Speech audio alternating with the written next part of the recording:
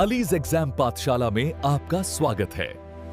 मैं हूं आपका अली भाई और अलीज एग्जाम पाठशाला में आपका स्वागत है। और आज की ये चर्चा वाकई बहुत खास होने वाली है। एकदम, क्योंकि आज हमारे पास जो स्रोत सामग्री है वो कोई आम किताब नहीं है। ये सीधे SSC GD Hindi 2026 golden series practice set 06 का पूरा पीडीएफ है। स्रोत के पहले हिस्से में शब्दकोश और उसके रहस्यों पर जोर दिया गया है।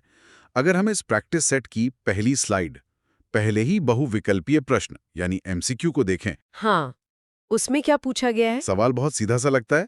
प्रश्न, एक अंधकार का पर्यायवाची शब्द क्या है? स्रोत में इसका सही उत्तर तमस दिया गया है। बिल्कुल, तमस। लेकिन मेरे लिए जो बात ज्यादा रोचक है वो है अंधकार के अन्य पर्यायवाची शब्द जो इस स्लाइड में बताए गए हैं। यहाँ सबसे हैरान करने वाली बात यह है कि भाषा किसी एक भाव को कितने अलग-अलग तरीकों से व्यक्त करती है। हाँ, जैसे कौन कौन से? जैसे तमस के साथ साथ स्रोत में अंधेरा, तम, तिमिर और अंधियारा जैसे शब्द भी दिए गए हैं। ओह, अच्छा। सुनने वालों के लिए ये समझना जरूरी है कि परीक्षा में शब्दों का रूप बदलता रहता है। कभी वो तिमिर पूछ लेगा तो कभी तम, लेकिन इन सब का मूल एक ही है, अर्थात प्रकाश का पूरी तरह से अभाव। सही विकल्प तो सरिता है ना? हाँ, उत्तर सरिता है, लेकिन यहाँ स्रोत में जो व्याख्या दी गई है वो वाकई शानदार लगी मुझे। नदी के इन अलग अलग नामों को समझना ऐसा है जैसे किसी 3D शब्द चित्र को देखना। 3D शब्द चित्र कैसे? मतलब पानी के हर रूप, हर बहाव को एक नया नाम दे दिया गया है। आपने बिल्कुल सही पकड़ा। नदी के पर्यायवाची सिर्फ नाम नहीं है, वे नदी के चरित्र और उसकी भौतिक अवस्था का वर्णन करते हैं। अच्छा, जैसे कोई उदाहरण? जैसे स्रोत में तटनी शब्द है, इसका अर्थ है वो जिसके दो तट या किनारे हों। फिर आते हैं निम्निंगा पर, जिसका अर्थ है जो नीचे की ओर बहती है। क्योंकि पानी हमेशा ढलान की तरफ जाता है। सही कहा? एकदम। इसी तरह वाहिनी, स्रोतस्विनी मतलब स्रोतों से बहने वाली। फिर आपागा और शलीला, जिसका शाब्दिक अर्थ ही प्रवाह या लहर है। कमाल का शब्द है। और इसी प्रश्न के गलत विकल्पों में सरोज और सुनीता शब्द भी दिए गए थे। हाँ, और ये बहुत महत्वपूर्ण है। सरोज का अर्थ होता है कमल, यानी सरोवर में जन्म लेने वाला। और सुनीता? सुनीता का अर्थ है एक समझदार शालीन स्त्री। परीक्षा बनाने वाले ऐसे मिलते जुलते शब्द जानबूझकर डालते हैं ताकि जो रट कर आया है वो उलझ जाए। यही तो इस चर्चा का असली रोमांच है। अब अगर हम विलोम शब्दों की तरफ मुड़ें, स्लाइड 3 पर, तो एक प्रश्न है जिसमें पूछा गया है कि निम्नलिखित में से कौन सा एक विलोम युग्म सही नहीं है? और गलत जोड़ा कौन सा दिया गया है? जो गलत जोड़ा दिया गया है वो है आहिक और ऐश्वर्या। ये दोनों तो बिल्कुल अलग दिशाओं के शब्द लगते हैं, इनका कोई मेल ही नहीं है। एकदम अलग है। आहिक का मूल शब्द है इहा, यानी ये लोक। तो आहिक का अर्थ हुआ इस लोक से जुड़ा हुआ या सांसारिक। अच्छा, तो इसका विलोम क्या होना चाहिए? इसका तार्किक विलोम पारलौकिक होना चाहिए, जो परलोक या दूसरी दुनिया से जुड़ा हो। वहीं ऐश्वर्य का अर्थ होता है वैभव या संपदा, जिसका सही विलोम अनैश्वर्य होता है। हाँ, समझ गया। और इस स्लाइड में कुछ सही जोड़े भी दिए गए ना? हाँ, जैसे दास का स्वामी और लघु यानी छोटा, उसका गुरु यानी बड़ा। शब्दों की जड़ को समझ लेने से उन्हें रटने की जरूरत नहीं पड़ती। सही कहा। चलिए अब स्रोत के उस एमसीक्यू प्रश्न 4 पर आते हैं, जिसने मुझे सच में थोड़ा उलझा दिया। ऐसा क्या पूछा गया था? प्रश्न है, एक वाक्यांश के लिए एक शब्द, बिना वेतन के काम करने वाला। इसका उत्तर तो बहुत ही स्पष्ट है, अवैतनिक। हाँ, ये तो काफी कॉमन शब्द है। लेकिन जब मैंने इसके बाकी विकल्पों को देखा तो मैं हैरान रह गया। विकल्पों में घाटी, उपत्यका और अधित्यका जैसे शब्द दिए गए हैं। अच्छा। मैं इस बात पर थोड़ा पुशबैक देना चाहूंगा। हिंदी के व्याकरण या शब्दकोश के पेपर में ये भूगोल का जाल क्यों बिछाया गया है? एक भाषा के परीक्षण में पहाड़ों की बात कहाँ से आ गई? ये एक बहुत ही शानदार सवाल है और यहीं पर भाषा का असली जादू दिखता है। यहाँ सबसे हैरान करने वाली बात यह है कि भाषा किसी एक विषय के डब्बे में बंद नहीं होती। मतलब वो हमारे भूगोल, हमारी पृथ्वी के भौतिक स्वरूप को भी परिभाषित करती है। अवैतनिक तो सामाजिक शब्द हो गया, लेकिन बाकी विकल्प भौगोलिक स्थितियों के लिए बने सटीक शब्द हैं। जैसे इनका क्या अर्थ होगा? जैसे दो पहाड़ों के बीच की जो गहरी भूमि होती है उसे घाटी कहते हैं, लेकिन पहाड़ के ठीक नीचे का जो समतल भाग या तलहटी होती है उसे उपत्यका या गिरपाद कहा जाता है। अच्छा, उपत्यका नीचे का भाग है और आदित्य का? इसके ठीक विपरीत पहाड़ के ऊपर वाली जो समतल भूमि यानी टेबल लैंड होती है उसे आदित्य कहा जाता है। परीक्षा सेट करने वाले ऐसे शब्द इसलिए डालते हैं क्योंकि वे जानना चाहते हैं कि परीक्षार्थी का शब्द ज्ञान सिर्फ रटा रटाया है या उसने भाषा के हर आयाम को पढ़ा है। वाह, मतलब हर एक शब्द अपने आप में एक पूरा नक्शा समेटे हुए है। ये वाकई दिलचस्प है। इसी कड़ी में अगला प्रश्न 5 विलोम शब्द का है। क्या प्रश्न है? आज कारखाने का श्री गणेश होगा, इसमें श्री गणेश का विलोम चुनना है। हम सब जानते हैं कि श्री गणेश का मतलब होता है किसी भी शुभ कार्य की शुरुआत करना। बिल्कुल। और इसका सही उत्तर स्रोत में दिया गया है इति श्री, हाँ, जिसका मतलब है पूरी तरह से समाप्ति। इसके साथ ही कुछ रोजमर्रा के विलोम भी दिए गए हैं, जैसे कमी का पूर्ति और हानि का लाभ। जी, ये काफी व्यावहारिक शब्द हैं जो हम रोज इस्तेमाल करते हैं।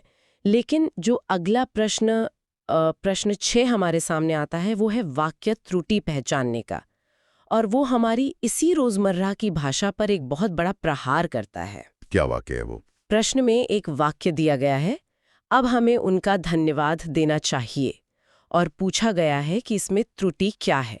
मैं बता दूं, स्रोत के अनुसार इसमें जो देना चाहिए लिखा है वो पूरी तरह से गलत है। इसका सही प्रयोग होना चाहिए धन्यवाद करना चाहिए। सही जवाब। लेकिन मैं यहाँ फिर से असहमत हूँ। हम अपनी आम जिंदगी में, दोस्तों के साथ, ऑफिस में हमेशा यही तो कहते हैं कि यार मैंने उसे धन्यवाद दिया। हाँ, ये बोलचाल में बहुत आम है। तो क्या व्याकरण हमारी आम बोलचाल से इतना ज्यादा कटा हुआ है कि जो हम रोज बोलते हैं वो किताबों में गलत हो जाता है? मैं आपकी उलझन समझ सकती हूँ, लेकिन यहाँ स्रोत में गुरुजी द्वारा दी गई व्याख्या बहुत ही गहरी और तार्किक है। जरा सोचिए, क्या धन्यवाद कोई भौतिक वस्तु है? भौतिक वस्तु मतलब कोई फिजिकल चीज? हाँ, क्या ये कोई मिठाई का डिब्बा या कोई गिफ्ट है जिसे आप अपने हाथों से उठाकर किसी को दे सकते हैं? नहीं ना। हाँ, ये बात तो है। व्याकरणिक दृष्टि से धन्यवाद एक पुल्लिंग शब्द है और ये एक भाव है, एक कृत्य यानी एक एक्शन है। आप किसी के प्रति आभार व्यक्त करते हैं, अर्थात आप एक क्रिया करते हैं। इसीलिए धन्यवाद किया जाता है, दिया नहीं जाता। ओह वाओ, ये तो मैंने सोचा ही नहीं था। आम बोलचाल में हम हरे ही आलस के कारण गलत व्याकरण का प्रयोग करने लगे हों, लेकिन जब बात परीक्षा की आती है तो भाषा के मूल विज्ञान को ही सर्वोपरि माना जाता है। इसीलिए धन्यवाद करना चाहिए ही पूर्णतः शुद्ध है। चलिए इसे थोड़ा विस्तार से समझते हैं। ये तर्क वाकई में दिमाग के जाले साफ कर देता है। अब हम स्रोत के अगले खंड की ओर बढ़ते हैं, जो कि वर्तनी और मुहावरों पर आधारित है। बिल्कुल, जहां भाषा की शुद्धता और अर्थ का विस्तार है। हमने शुरू में रेणु का जिक्र किया था। स्लाइड 7 पर एक एमसीक्यू में अशुद्ध वर्तनी पहचानने को कहा गया है। वाक्य है, आज रेणु का व्याख्यान होगा। और देखने में तो ये वाक्य बिल्कुल सीधा और सही लग रहा है, तो उसमें गलती कहाँ छिप गई? गलती बहुत ही सूक्ष्म है, बस एक मात्रा की गलती। यहाँ रेणु शब्द में ना पर बड़े ऊ की मात्रा लगाई गई है, जो व्याकरण के अनुसार गलत है। इसकी सही वर्तनी रेणु होती है, जिसमें छोटे ऊ की मात्रा लगती है। हाँ, और उस रेणु का शाब्दिक अर्थ होता है धूल के बारीक कण। बिल्कुल। इसी तरह स्रोत में एक और बहुत ही आम शब्द का जिक्र है जो अक्सर गलत लिखा जाता है, निरोग। हाँ, ये तो लोग अक्सर गलत लिखते हैं। लोग इसे छोटी ई की मात्रा के साथ लिखते हैं, लेकिन व्याकरण के संधि नियमों के अनुसार जब निह और रोग मिलते हैं तो वो बड़ी ई की मात्रा के साथ निरोग बन जाता है, जिसका अर्थ है जो बीमार ना हो। बड़ी ई वाला निरोगी हमेशा सही माना जाएगा। यानी एक छोटी सी मात्रा पूरे शब्द का व्याकरण बदल देती है। एकदम सही। अब थोड़ा मुहावरों की दुनिया में गोता लगाते हैं। प्रश्न 8 में पूछा गया है कि अकल के अंधे मुहावरे का क्या अर्थ है। उत्तर बड़ा सीधा सा है, बुद्धिहीन होना या मूर्ख होना। बिल्कुल, लेकिन स्रोत में इसी के साथ एक और समानार्थी मुहावरा बताया गया है जो बहुत ही सटीक है, आंख का अंधा, गांठ का पूरा। ये बड़ा रोचक लग रहा है। इसका क्या अर्थ है? इसका अर्थ होता है ऐसा व्यक्ति जो धनी तो बहुत है, यानी गांठ का पूरा है, लेकिन मूर्ख है, यानी आंख का अंधा है। अच्छा। पुराने समय में लोग अपना पैसा कपड़े की गांठ में बांध कर रखते थे ना, वहीं से ये मुहावरा निकला है। क्या बात है, मुहावरों में भी इतिहास छुपा है। इसी कड़ी में प्रश्न 9 विलोम शब्द का है। पूछा गया है कि अथ का उचित विलोम बताइए। उत्तर है इति। हाँ, अथ का मतलब होता है शुरुआत और इति का मतलब समाप्ति, बिल्कुल वैसे ही जैसे हमने श्री गणेश और इति श्री के मामले में देखा था। सही पकड़ा। लेकिन स्रोत में एक और बहुत ही दिलचस्प विलोम जोड़ दिया गया है इसी स्लाइड पर, राजा। राजा के विलोम के लिए रंक, रानी या प्रजा बताया गया है। विकल्प के अनुसार तीनों हो सकते हैं, एक ही शब्द के 3 विलोम कैसे हो सकते हैं? यहाँ सबसे हैरान करने वाली बात यह है कि विलोम शब्द हमेशा संदर्भ यानी कॉन्टेक्स्ट के गुलाम होते हैं। मतलब संदर्भ पर निर्भर करता है। बिल्कुल। अगर वाक्य में आर्थिक स्थिति की बात हो रही है तो राजा यानी अमीर, उसका विलोम रंक यानी भिखारी होगा। अगर संदर्भ लिंग यानी जेंडर का है तो राजा का विलोम रानी होगा। और तीसरा? और अगर संदर्भ शासन व्यवस्था का है तो शासक यानी राजा का विलोम प्रजा होगा। भाषा इतनी लचीली होती है। ये संदर्भ वाला नियम तो सच में कमाल का है। अब स्लाइड 10 पर चलते हैं। एक और बहुविकल्पीय प्रश्न देखते हैं। पूछा गया है जिसके आर पार देखा जा सकता हो। इसका सही उत्तर तो पारदर्शी है ना? ये तो हम बचपन से विज्ञान में पढ़ते आ रहे हैं। हाँ, उत्तर वही है। लेकिन स्रोत में इस प्रश्न के बाकी विकल्पों में कुछ बहुत ही भारी भरकम शब्द दिए गए हैं, जैसे अपारदर्शी, परांगत, अंकेक्षक और एक अजीब सी जोड़ी औरस और जारज। क्या हम इन्हें डिकोड कर सकते हैं? जरूर। अपारदर्शी यानी ओपेक, तो पारदर्शी का सीधा उल्टा हो गया, जिसके पार न देखा जा सके।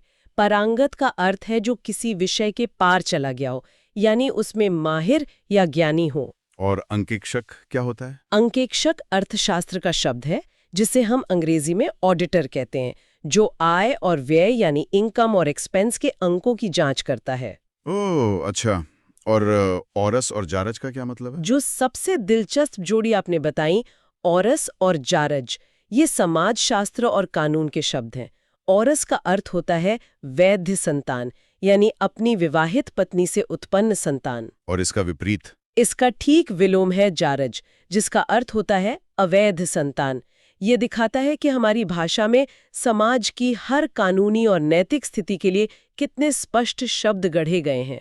चलिए इसे थोड़ा विस्तार से समझते हैं और स्रोत के अगले हिस्से खंड 3 में प्रवेश करते हैं। ये खंड व्याकरणिक नियमों के अपवादों और भाषा के विकास क्रम पर केंद्रित है। प्रश्न 11 है, जो संविधान के प्रतिकूल हो उसके लिए सार्थक शब्द क्या है? इसका उत्तर है असंवैधानिक। हाँ, और इसी संदर्भ में स्रोत में अध्यादेश शब्द की भी चर्चा है। अध्यादेश यानी ऑर्डिनेंस वो कानून होता है जो कुछ समय के लिए लागू किया जाता है, विशेषकर तब जब संसद का सत्र नहीं चल रहा हो। ये भी शासन व्यवस्था की एक महत्वपूर्ण शब्दावली है। सही कहा। अब जो स्लाइड 12 पर प्रश्न हमारे सामने हैं वो थोड़ा तकनीकी है। प्रश्न पूछता है कि एक वचन की दृष्टि से इनमें से कौन सा वाक्य शुद्ध है, और सही उत्तर दिया गया है तुम्हें ये आदत छोड़ देनी चाहिए। यहाँ आदत एक वचन है। हाँ, लेकिन इस प्रश्न की व्याख्या में वचन से जुड़े कुछ नियम बताए गए हैं जो मुझे थोड़े अटपटे लगे। अच्छा, हिंदी में वचन यानी सिंगुलर और प्लूरल के कुछ विशेष नियम और अपवाद हैं जो परीक्षार्थियों को बहुत परेशान करते हैं। जैसे कि यहाँ सबसे हैरान करने वाली बात यह है कि कुछ शब्द ऐसे हैं जो हमेशा हर परिस्थिति में बहुवचन में ही प्रयोग होते हैं। स्रोत में स्पष्ट लिखा है प्राण, बाल, दर्शन, समाचार, हस्ताक्षर और रोम। अच्छा, यानी ये कभी एक वचन नहीं होते? बिल्कुल नहीं। अब आप इसे तर्क से देखिए। हम कभी नहीं कहते कि मेरा प्राण निकल गया, हम हमेशा कहते हैं मेरे प्राण निकल गए। हम कहते हैं मैंने आपके दर्शन किए। हाँ, बोलने में तो ऐसे ही बोलते हैं, लेकिन इसके पीछे का विज्ञान क्या है? इसके पीछे का विज्ञान ये है कि भारतीय दर्शन में प्राण या दर्शन को बहुत व्यापक और सम्माननीय माना गया है, इसलिए इन्हें बहुवचन में रखा गया है। ओह वाओ, ये तो बहुत गहरी बात है। और एक वचन के बारे में क्या है? इसके ठीक विपरीत जनता शब्द हमेशा एक वचन में होता है। हम कहते हैं जनता परेशान है, ना कि जनता परेशान हैं, क्योंकि जनता एक सामूहिक इकाई यानी कलेक्टिव यूनिट को दर्शाती है। ये छोटी छोटी बातें ही परीक्षा में हार जीत तय करती हैं। अगला बहुविकल्पीय प्रश्न, प्रश्न 13, एक मुहावरा है उल्टी गंगा बहना, जिसका सीधा सा उत्तर है प्रतिकूल कार्य करना या नियम के विरुद्ध काम करना। हाँ, ये काफी आम मुहावरा है। इसके बाद स्लाइड 14 पर एक रिक्त स्थान भरने वाला प्रश्न है। भारत ने इस वर्ष यूरोप को गेहूं डैश किया। व्यापारिक संदर्भ है तो उत्तर है निर्यात यानी एक्सपोर्ट करना। और इसी व्यापारिक सोच को बढ़ाते हुए स्रोत में कुछ अन्य विलोम भी दिए गए हैं, जैसे निर्यात का आयात यानी मंगाना, निर्माण का ध्वंस अर्थात नष्ट करना, संयोग का वियोग और उत्कर्ष यानी उन्नति का अपकर्ष अर्थात गिरावट। बिल्कुल।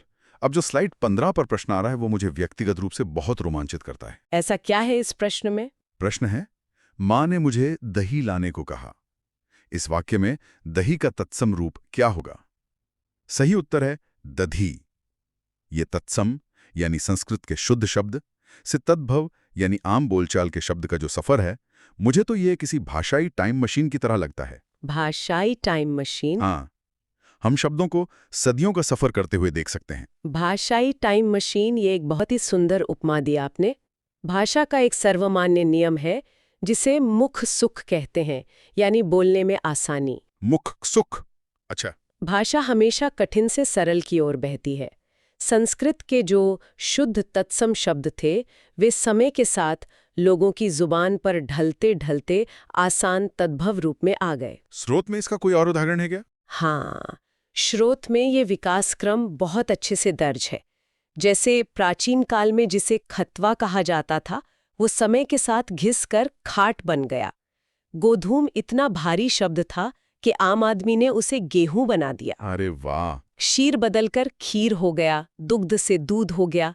ये सिर्फ शब्दों का नहीं, हमारे समाज के विकास का इतिहास है। ये विकास क्रम सच में अद्भुत है। इसी कड़ी में प्रश्न 16 है जो प्रतिस्थापन यानी सब्स्टिट्यूशन का है। वाक्य दिया गया है, उसका घर जलकर राख हो गया इसलिए वो मालामाल हो गया। ये क्या बात हुई? वही तो, मतलब ये तो पूरी तरह से तरकीन है। किसी का घर जल जाए और वो मालामाल कैसे हो सकता है? यही तो इस प्रश्न की असली खूबी है। परीक्षा बनाने वाला सिर्फ आपका व्याकरण नहीं जांच रहा, वो आपका कॉमन सेंस, आपकी सामान्य समझ भी परख रहा है। बिल्कुल। सब कुछ जलने के बाद इंसान मालामाल नहीं होता, बल्कि आर्थिक रूप से पूरी तरह से टूट जाता है। इसलिए यहाँ स्रोत के अनुसार सही प्रतिस्थापन होगा कंगाल। घर जलकर राख हो गया, इसीलिए वो कंगाल हो गया। चलिए इसे थोड़ा विस्तार से समझते हैं और अब स्रोत के उस खंड की ओर बढ़ते हैं जो थोड़ा लंबा है, गद्यांश विश्लेषण। हाँ, रामायण का प्रसंग। जी, स्रोत में एक पठित गद्यांश दिया गया है जो रामायण के एक बहुत ही भावुक और ऐतिहासिक प्रसंग पर आधारित है। ये माता कैकेयी के वरदान, राजा दशरथ की मृत्यु और भाई भरत के अद्वितीय कृत्य की कहानी है। इसमें 5 रिक्त स्थान दिए गए हैं जिन्हें बहुविकल्पीय विकल्पों की मदद से भरना है। इस तरह के गद्यांश परीक्षाओं में बहुत अहम होते हैं। अगर आप संदर्भ को पकड़ लें तो एक साथ 5 प्रश्न सही हो सकते हैं। तो कहानी कुछ यूं शुरू होती है। पहला रिक्त स्थान है, भारत अयोध्या के राजा डैश के पुत्र थे। विकल्पों के आधार पर इसका स्पष्ट उत्तर है दशरथ। बिल्कुल। दूसरा रिक्त स्थान, कैकेयी ने राजा दशरथ से भरत को राजगद्दी और राम के लिए डैश के वनवास का वरदान मांगा। ऐतिहासिक संदर्भ के अनुसार उत्तर है 14 वर्ष। और यहाँ गुरुजी का एक विशेष तथ्य स्रोत में जोड़ा गया है जो भाषा को हमारी संस्कृति से जोड़ता है। राम को 14 वर्ष के वनवास का वरदान मिला था और इसी वनवास को पूरा कर जब वे अयोध्या वापस लौटे थे तो उसी खुशी और उपलक्ष्य में दिवाली मनाई जाती है। वाह, ये तथ्य गद्यांश को रटने के बजाय महसूस करने में मदद करता है। गद्यांश आगे बढ़ता है, जब रामचंद्र जी वनवास से नहीं लौटे तो भरत उनकी डैश लेकर लौट आए। तीसरे रिक्त स्थान का उत्तर है खड़ाऊं यानी लकड़ी की चरण पादुका। सही है। और चौथा रिक्त स्थान सबसे दिलचस्प है, उसे सिंहासन पर रखकर राम के डैश के रूप में शासन का काम करने लगे। उत्तर है प्रतिनिधि। यहाँ प्रतिनिधि यानी रिप्रेजेंटेटिव शब्द के मर्म को समझना बहुत जरूरी है। भारत ने खुद को कभी राजा या स्वामी नहीं माना। हाँ, उन्होंने बस जिम्मेदारी संभाली। प्रतिनिधि वो व्यक्ति होता है जिसे मूल अधिकारी अपनी गैर मौजूदगी में अपना कार्यभार और शक्तियां सौंपता है, एक ट्रस्टी की तरह। भारत ने उसी ट्रस्टीशिप के सिद्धांत पर राज किया। और इसीलिए गद्यांश का अंतिम वाक्य है, संसार में ऐसा डैश दूसरा देखने को नहीं मिलता। 5वें रिक्त स्थान का सही उत्तर है त्याग। बिल्कुल, भारत का ये कृत्य त्याग का सबसे बड़ा उदाहरण है। स्रोत में अन्य विकल्पों के अर्थ भी बताए गए हैं, जैसे कृतघ्न यानी जो किसी का एहसान न माने, तिरस्कार यानी घोर अपमान, और परोपकार यानी दूसरों की भलाई। ये शब्द भी उतने ही महत्वपूर्ण हैं क्योंकि अगले किसी सेट में यही शब्द मुख्य प्रश्न बनकर आ सकते हैं। सही कहा आपने। चलिए अब हम इस चर्चा के बिल्कुल अंतिम और सबसे यथार्थवादी खंड में आ गए हैं। स्रोत के अंत में नीरज सर का एक विशेष संदेश और गुरु मंत्र दिया गया है। क्या संदेश है वो? पीडीएफ में एक छात्र संजय भारद्वाज का कमेंट है कि उनका फिजिकल टेस्ट 28 तारीख को है और उनके पैर में मोच आ गई है। इस पर जो चेतावनी दी गई है वो काफी सख्त है। सख्त है, लेकिन पूरी तरह से तार्किक है। इसे स्रोत में क्रीमी टाइम का नाम दिया गया है। हम देख सकते हैं कि आज के समय में लाखों युवाओं की कतार लगी है। क्रीमी टाइम, इसका क्या मतलब हुआ यार? ये क्रीमी टाइम वो नाजुक वक्त होता है जब आप अपनी मंजिल के बिल्कुल करीब होते हैं। ऐसे में एक छोटी सी लापरवाही, दोस्तों के साथ बाइक पर मस्ती या गड्ढों में पैर डाल देना आपके हाथ में आई हुई नौकरी छीन सकता है। बात तो सच है। सेना या पुलिस बल में ये नहीं देखा जाता कि आपका ज्ञान कितना है, बल्कि शारीरिक फिटनेस पहली शर्त होती है। और इसी के लिए एक बहुत ही असरदार देसी इलाज की सलाह भी स्रोत में दी गई है। पैर की मोच के लिए तुरंत हल्दी और प्याज बांधने और पूरा आराम करने को कहा गया है ताकि 28 तारीख तक पैर जमीन पर टिक सके। इसी शारीरिक और मानसिक अनुशासन को मापने के लिए स्रोत के अंत में आज का टारगेट स्कोर भी दिया गया है। जो हिंदी भाषी राज्य हैं जैसे यूपी, बिहार, राजस्थान, वहाँ प्रतिस्पर्धा बहुत भयानक होती है। तो उनके लिए क्या लक्ष्य है? उनके लिए लक्ष्य 18 से 19 प्रश्नों का रखा गया है और जो गैर हिंदी भाषी राज्य हैं उनके लिए ये लक्ष्य 15 से 16 प्रश्नों का है। सुनने वालों के लिए ये एक आईना है। तो हमने आज के इस पूरे स्रोत को, पीडीएफ की हर एक स्लाइड और एक एक बहुविकल्पीय प्रश्न को क्रम से खोल कर रख दिया है। हाँ, अगर हम आज की पूरी चर्चा का सार निकालें तो हमने देखा कि रेणु की एक छोटी सी मात्रा कैसे मायने रखती है, कैसे धन्यवाद दिया नहीं किया जाता है, कैसे अवैतनिक के सवालों में भूगोल छिपा होता है, और कैसे भारत के प्रतिनिधि होने में एक बहुत बड़ा त्याग छिपा है। बिल्कुल। और सबसे बड़ी बात, इस क्रीमी टाइम का अनुशासन। अब समय है आज के ग्रे कार्य यानी होमवर्क का, जो स्रोत की आखिरी स्लाइड में श्रोताओं के लिए छोड़ा गया है। प्रश्न बहुत ही सीधा है, सृष्टि का विलोम क्या होगा? और इसके विकल्प क्या है? बहुविकल्पीय विकल्प इस प्रकार हैं: ए मरण, बी प्रलय, सी वृष्टि, डी मोक्ष। इस पर उन्हें खुद विचार करना होगा। और अंत में मैं भी एक विचारणीय प्रश्न छोड़ना चाहूंगी। सोचिए, जैसे व्याकरण में एक छोटी सी मात्रा की गलती रेणु का पूरा अर्थ बदल देती है, वाक्य को अशुद्ध कर देती है, हाँ, वैसे ही क्या इस क्रीमी टाइम में हमारी दिनचर्या की एक छोटी सी लापरवाही हमारे भविष्य की पूरी दिशा नहीं बदल सकती? ये सिर्फ भाषा का नियम नहीं, जीवन का नियम है। क्या बात है! सचमुच बहुत ही गहरा विचार है ये। इसी विचार के साथ हम अपनी आज की इस गहन चर्चा को यहीं विराम देते हैं।